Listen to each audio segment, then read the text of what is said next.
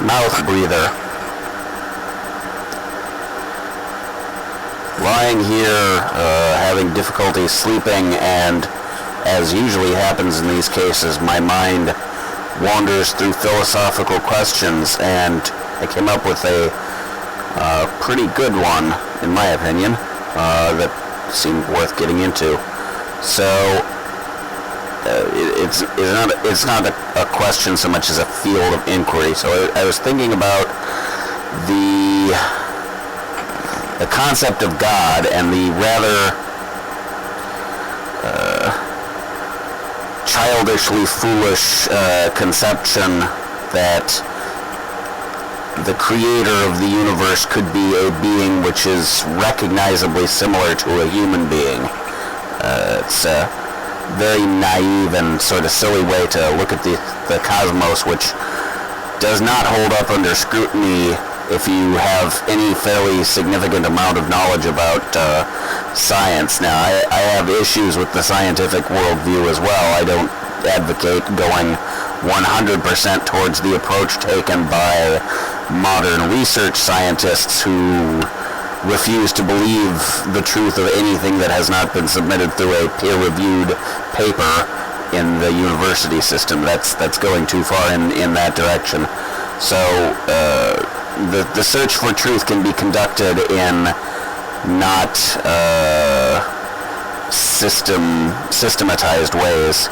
But anyway, so if you have the religious impulse, I'm not saying that you're wrong to believe that there is some sort of greater purpose to the universe, because I do believe that. It's a lot less defensible, in my opinion, to believe in a strict dogmatic interpretation of any sort of scripture, and pretty much without exception, I think that those systems start because somebody who is the type to want political power believes that they can gain political power by indoctrinating people into a belief system that gives them authority and authorization to tell other people how they live their lives, and then those systems perpetuate themselves by indoctrinating children who grow up accepting and not questioning those beliefs. Anyway, this is all beside the point. You know, you can find all this stuff on the channel of any atheist you want to name. What I'm trying to contribute is something a little more specific. As someone who loosely fits the term spiritual but not religious, I don't like the concept of God, but I do believe that there is something. And I came up today with a particularly, in my opinion, interesting way to conceptualize what that something is.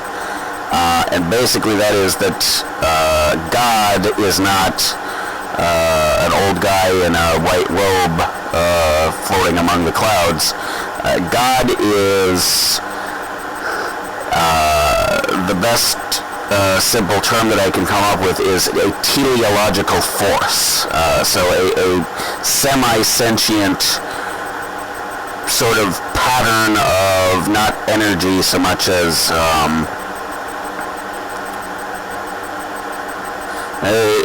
it's hard to explain.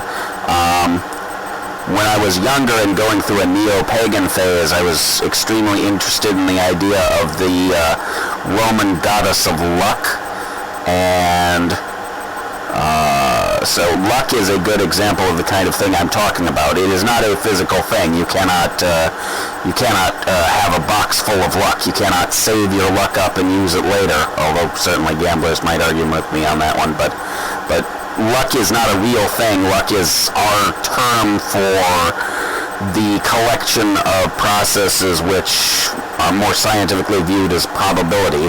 Probability is also not a real thing. It's scientists' collective explanation for just the way things work in a particular segment of existence.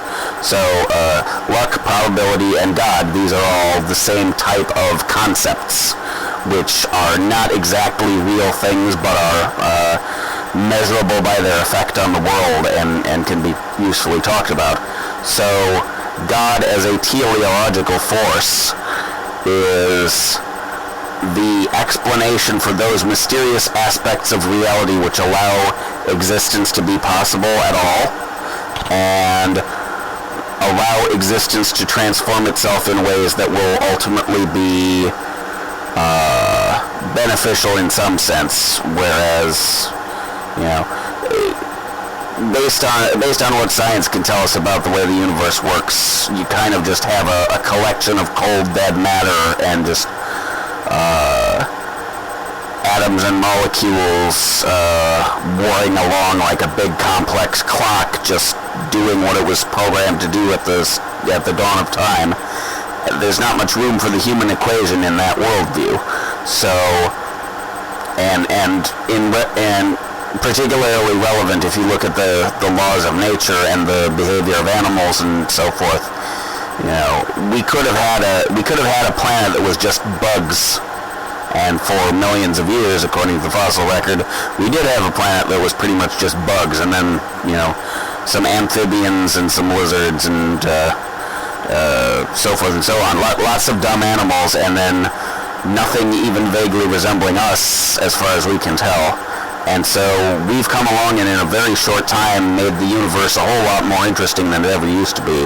And that is kind of what I'm pointing at with this concept of God being the force that causes the universe to evolve and diversify and complexify and so forth. So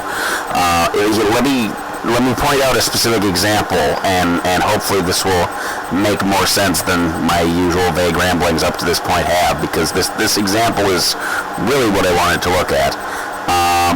So as far as I know, based on the reading of chemistry I've done, which has not been super detailed, but the factoid that I have been given to understand is true, is that every substance in the universe, when it is in a liquid state versus a solid state, whatever temperature is necessary to make that happen, the solid is more dense than the liquid. So if you have an ocean of mercury or an ocean of molten rock on a very hot planet, or an ocean of frozen air on a very cold planet, in all cases, when some of the substance becomes a little bit colder and solidifies, it will become more dense and it will sink.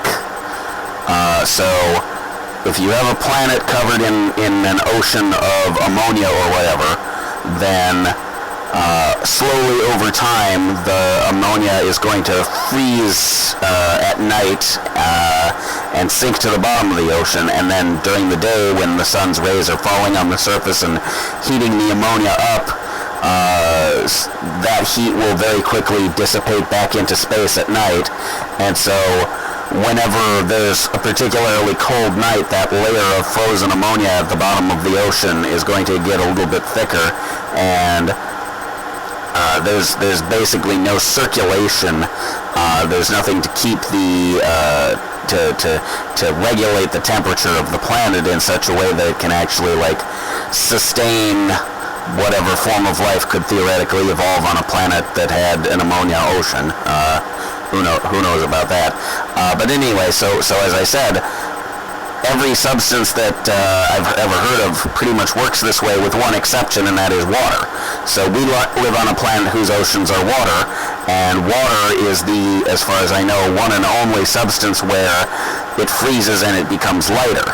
And so the frozen water will float up to the surface, and so every night when the Earth is facing away from the sun and towards the cold vacuum of space, heat energy leaches out of the oceans, and some percentage of the water molecules clump together and form solid ice. But instead of sinking to the bottom of the ocean and being trapped down in the cold, dark depths of the ocean forever, the frozen water floats up to the surface, where once the sun rises and some heat starts flowing in, it can melt again.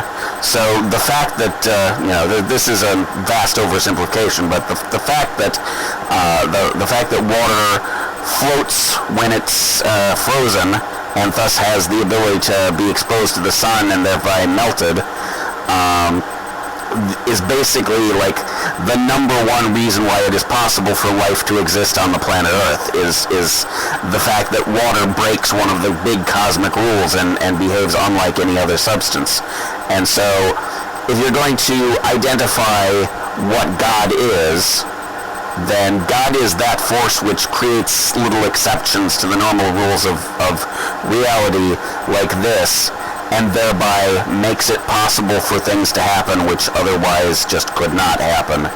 And the universe requires some number of these, for lack of a better term, miracles in order to be capable of functioning.